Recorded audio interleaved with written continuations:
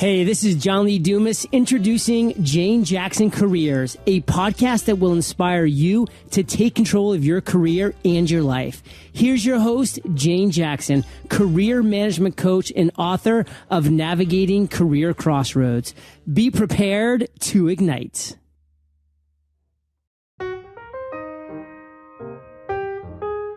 Now today I'm having a chat with Michele Gennoe, the Mindful Leadership Lady.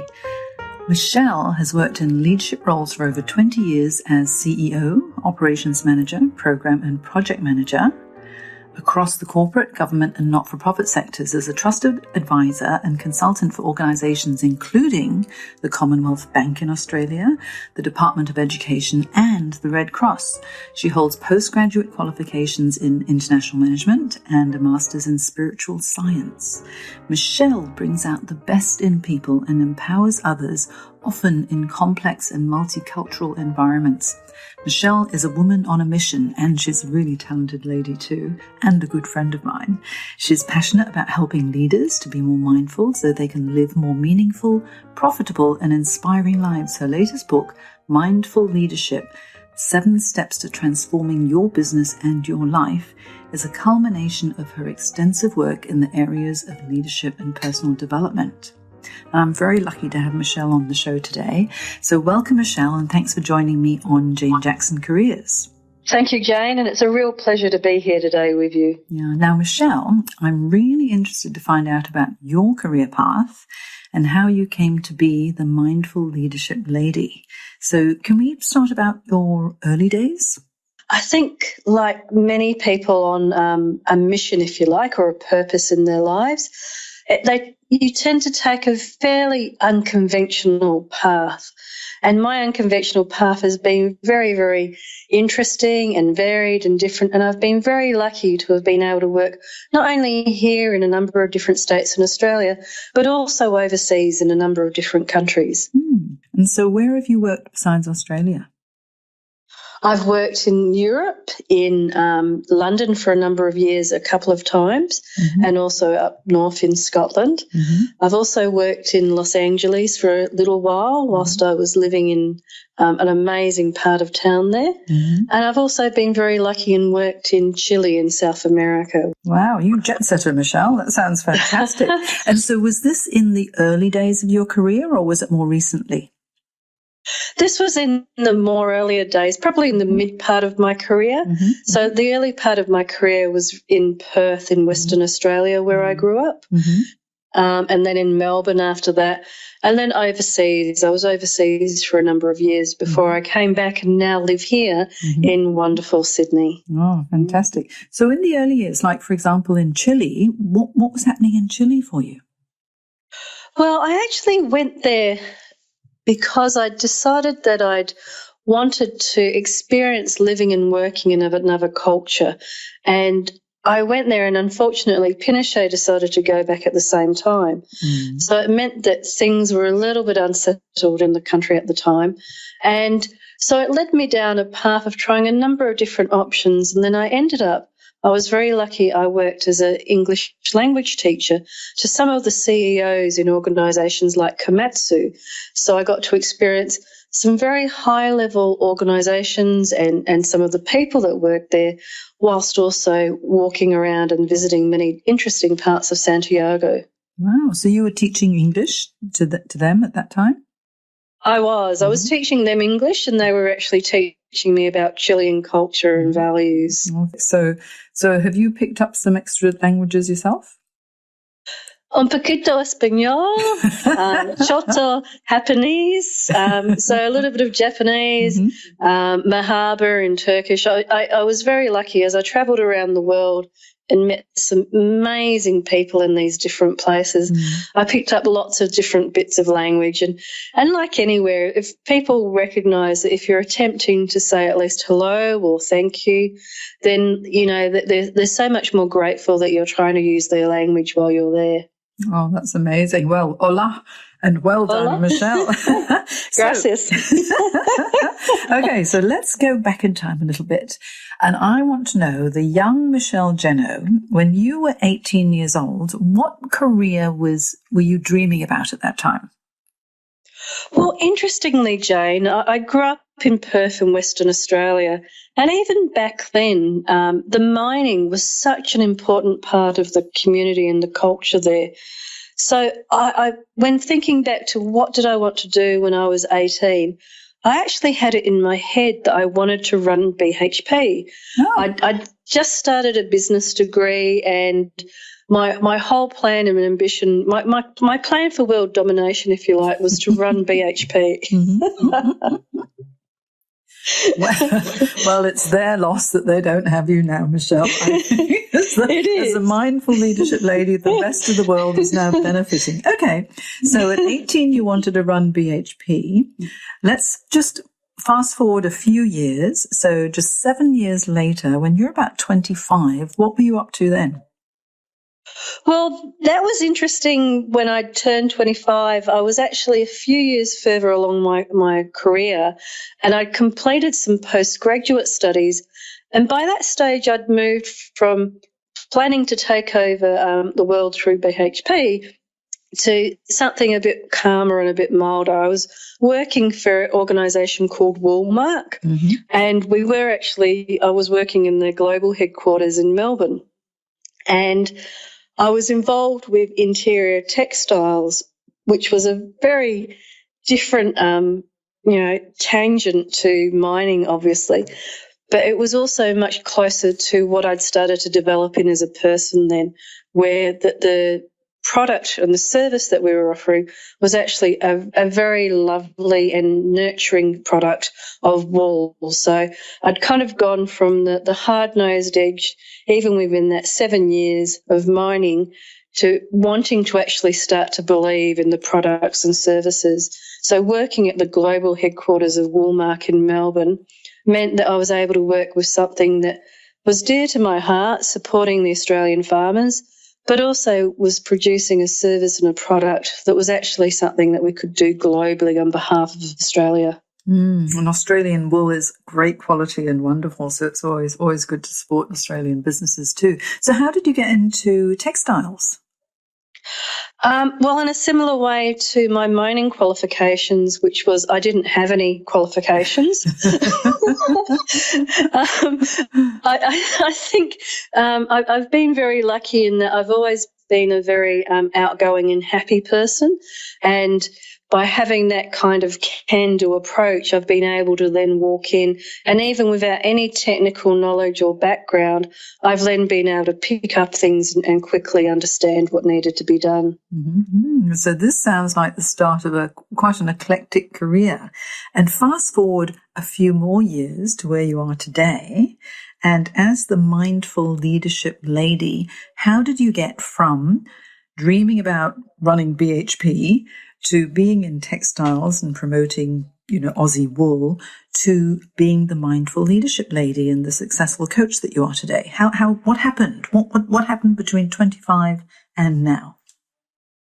Well, I guess the common theme was that each of these organisations, even when I was 18 through to 25 through to now, every business and every individual that I've worked with has been going through some sort of profound change and transformation.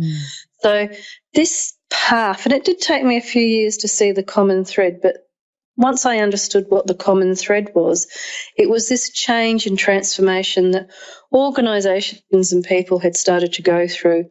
So unlike my father and that older generation where you took on a job and then you were there for life pretty much till you died, by the time I entered the workforce, everything was in a constant change of flux. They were restructuring every 10 seconds, selling off part and buying parts of the organisation. And this continuous change and continuous development actually had quite a profound impact on the people working in that organisation and on myself at the time as well.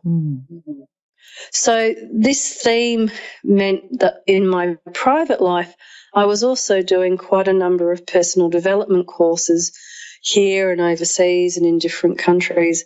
And those two streams then became the two threads of my life where I was contemplating and doing personal development courses at the same time that I was working in organisations and with individuals going through quite profound change. It's really interesting because I'm as you know, I'm a career management coach, and so many people that I'm working with now are going through a redundancy, and many who've been with the company quite a long time, they too thought that once they got into a role, especially in a larger organisation, it was almost like a job for life. And many people in the past used to feel that way. But then now, because, mergers and restructures and the global financial crisis and everything has made, just organizational restructure and downsizing such commonplace activity and so many redundancies happening, everyone's realized that they really need to reinvent themselves. And it sounds like what you've been doing with continuing your personal development, building your skills, opening up additional options has been a really eye-opener for you, and it's created a new career path for you, hasn't it? Yes, and that initial start in life where moving countries, moving jobs, it actually, and like you were asking, how did I get into textiles from mining? That continuous reinvention of myself has been something that I then realised later on was a theme that I was able to do because I hadn't, in some survival mechanism in me hadn't kind of brought into this idea that I would be at the organisation for a long period of time. And in living in different places and working with different organisations, it was very similar to when I was travelling and you would meet new people and need to form new friendships and new dynamics. Now, what do you think about this, where you need to you need to dance in the moment and be very flexible and adaptable to change, because obviously change is the only constant now, and you must have gone through quite a lot of change. Have you found all of the experiences that you've had so far have helped you to become a more effective, mindful leadership coach? Very much so. I think we are sum totals of our experiences to date. And by having worked with people on many different cultures and many different sizes and styles of organisations, it allows me to have an amazing amount of empathy for people for whatever aspect it is that they're having as maybe a challenge in their business or in their life, because I will have experienced something similar, whether it was reinventing myself, whether it was explaining to somebody, because it's only a recent phenomenon that my kind of eclectic background has become more acceptable. For many, many years, I would always be experiencing the kind of, why aren't you an expert having worked 20, 30 years in this area or that area? And like many people, you needed to have a long time of experience to get a job from doing the same thing over and over again before that. But for some reason, and this is my own path, I was always very lucky that I was able to move around even when it wasn't popular and it wasn't really the done thing. Yeah. I think what it would have done is it's taught you actually how to be very, very adaptable to change. And I think in today's economic climate, and with all of the change that's constantly happening, anyone who doesn't adapt is going to get left behind. So now what I'm really interested in is, in your line of work, can you tell me about a typical day in the life of you as a mindful leadership coach? Well, in a typical day, my actual day will probably start the night before the day. So the night before the day is actually when I sit down and recap and review on what I've done for that day and what I'm going to be doing the next day. So I do believe having certain habits is very important to be effective and to be utilising your time in the best way.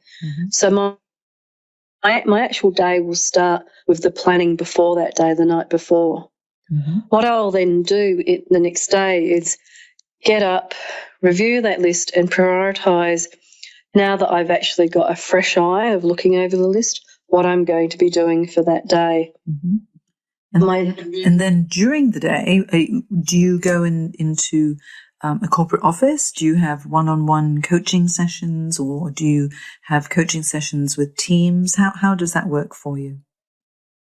My days can be very varied because I'm consulting and coaching and facilitating. Mm-hmm. So from the consulting perspective, I may be working with organisations that are actually wanting to introduce more of these mindful elements and mindful tools and techniques to some sort of projects or change program that they're doing within their organisation. So they may have a traditional project manager, change manager, or even an organisational development manager, but they're actually still looking for, well, what are some of those behavioural elements that we can bring in that can help people manage and adapt to that change in a much more easier and flowful way. And in the coaching element, the coaching can be with individual staff or individual people, depending on whether it's around their businesses or around their personal lives. And then with the facilitation and the training, that's the form that normally takes is around workshops. So running training programs and workshops for organisations. So it's, again, empowering their staff, giving them the behavioural skills so they can be more adaptable and more flexible and more mindful about managing this change in their own lives. This sounds like such a wonderful, wonderful job where you're really making a difference in other people's lives. What do you find personally the most rewarding about your role? I guess the thing that motivates and inspires me the most is seeing people being more empowered in their lives. It's something that's very dear to my heart and very inspiring for me when I'm working with people and I can see that the lights have kind of gone off in their minds and in their eyes about, okay, if I do this, this and this in my life, then all these different aspects will change. And they suddenly feel, instead of stuck and unable to get out of the overwhelm or the anxiety or the just confusion with the number of things to do, you can see that they suddenly are much clearer about who they are, what they want to do, and why they want to do it. What's the most challenging aspect of your role then? I think sometimes the challenging aspect of the role can actually be just the complexities, because we are in such a much more complex world now, and people, when they are overwhelmed and stressed, or organisations when they have so much going on and they're trying and struggling to survive, there is just so much complexity with those issues.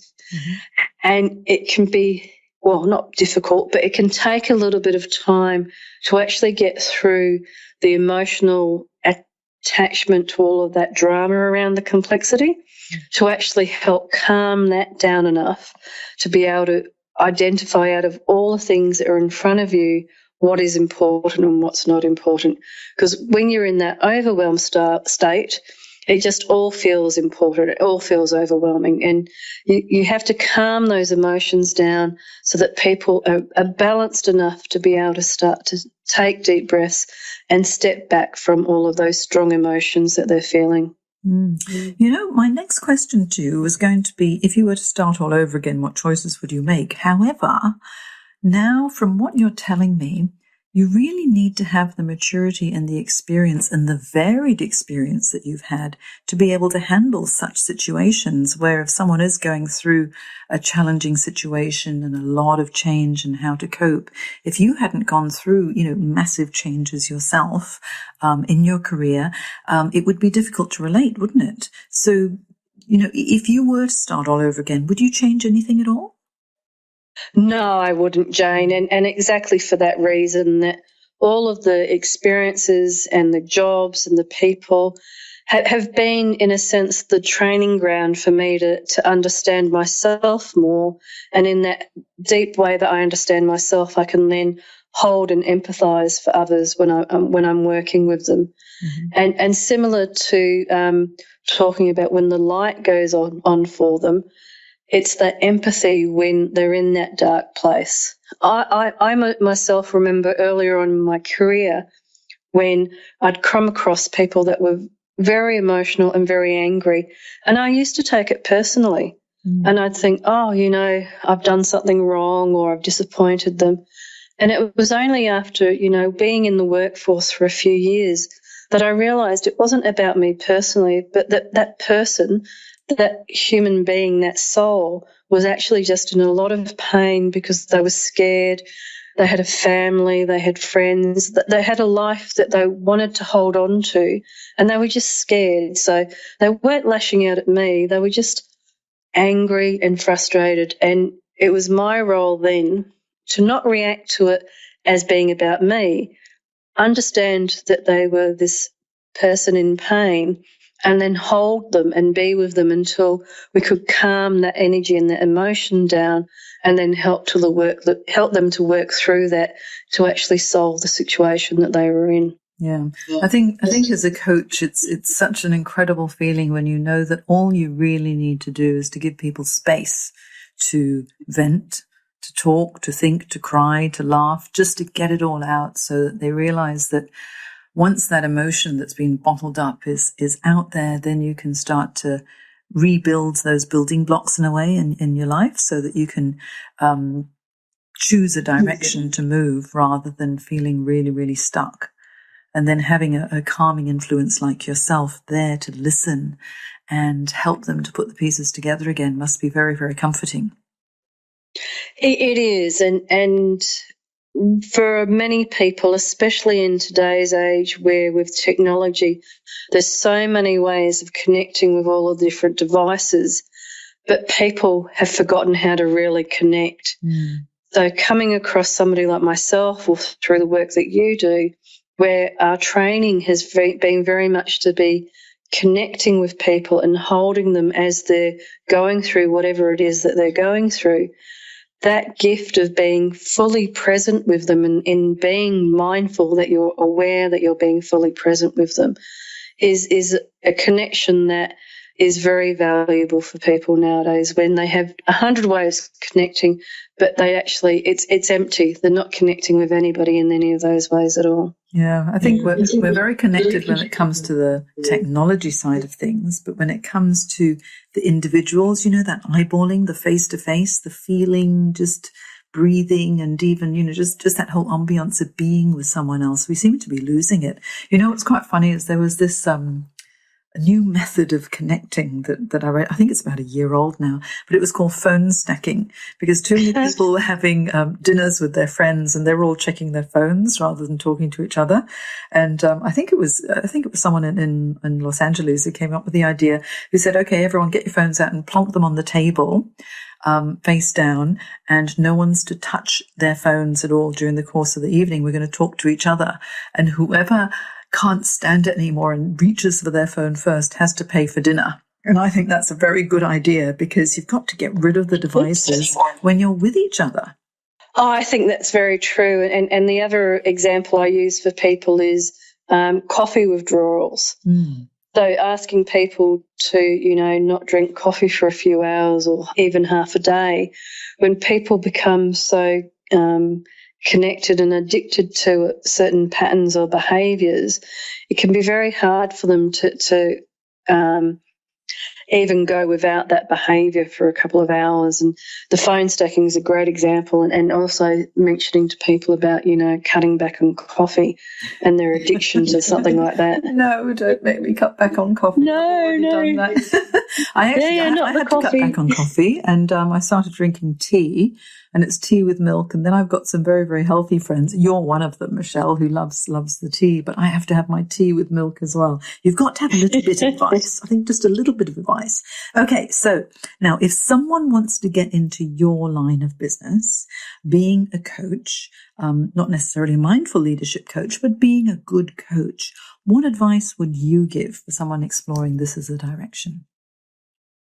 Well, I think that the key to being a coach and being in that profession where your underlying thing is that you're being called to serve somebody. So my biggest advice for somebody would be to be creative and to look at what you do and what you've done in your life, and to do more of that. So if you've identified, like I saw through the pattern of my life, that there was lots of change, lots of travel, lots of transformation. So I was able to then use that to build into this mindful leadership and be the mindful leadership lady. if you look at those common threads through your own lives and then be creative and combine all of those threads into a way that you can be a coach and you can be serving and working with the people that are out there for you. Because I do truly believe that there's different people that suit different people out there, and you can find that by being creative around what you're good at. You don't need to be me, you don't need to be Jane, you don't need to be anybody else. You just want to be the best that you're good at. And from doing that, you can then offer the world your best parts. Now, I have to tell everyone that Michele has written a fantastic book called Mindful Leadership. And can you tell us just a little bit about your book, Michele? Well, Jane, as I described earlier, in my life, I had those two themes running. One was very much the organisational and business transformation, and I'd also been doing quite a lot on the personal development side. So what I did for my book was I developed a 7-step leadership development program and wrote in my book those 7 steps. It describes the framework in a really beautiful, simple and easy to understand way around which I believe everybody, every leader and every person on the planet can actually transform their lives and become more mindful as to who they are as a leader in their lives. So this 7-step framework, I'm so excited about it. It's a culmination of over 20 years of working internationally and here in Australia. And I've also been very lucky to be able to interview some very prominent Australian business people in the book to help reinforce some of these ideas and also to promote them as mindful leaders and as role models that everybody can look up to and go, okay, these are the behaviours and these are our own Australian versions of Richard Branson, because these are people that are acting in ways that I want to emulate. So my book brings this all together in a fantastic format, very easy to read, and as you can hear, I'm very excited about it. And you know what? Having read the book, it's a great book. Where can people buy it, Michele?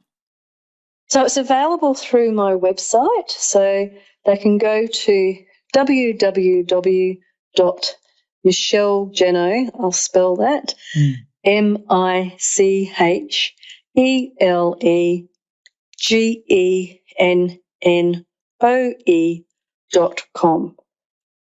Fantastic. And can they get the book anywhere else? Not at this stage. It's going into Dymocks and other bookstores. It will be available on Amazon, but that won't be until much later in the year. Wonderful. So it's Michele with one L, michelegennoe.com. And if anyone wants some more information, just send me an email at jane@janejacksoncoach.com. And now, what about your business, Michele? If someone wants to get in touch with you and find out more about mindful leadership coaching or be coached by you or have you come into their companies, how would they reach you? Well, they can either reach me through the website that we've just described, or they can contact me at the office, and they can also contact me through the office email address, which is admin@michelegennoe.com. Fantastic. And I am such a lucky lady to have had you on the show today, Michele. I'm really, really excited to hear all about everything that you've done. And I've learned something new about you as well. I didn't know about the Chile thing, and I didn't know about BHP. You know, I mean, honestly, that's fantastic. You just don't realize about what other people's dreams would have been until you ask them and really probe. So for anyone listening in, if you want to find out more about careers that are potential career path for you, ask some questions of everyone. What you see on the surface, there's always so much more. And even though I know Michele very well and she's a wonderful friend, I learned something new today too. So thank you so much for coming on the show, Michele. And I hope to have you back again with some more stories and maybe a little bit more in-depth information about the Mindful Leadership book as well. Fantastic, Jane, and thank you very much for the opportunity to be on your show today. Oh, my pleasure. Okay, thanks so much, everybody. Bye.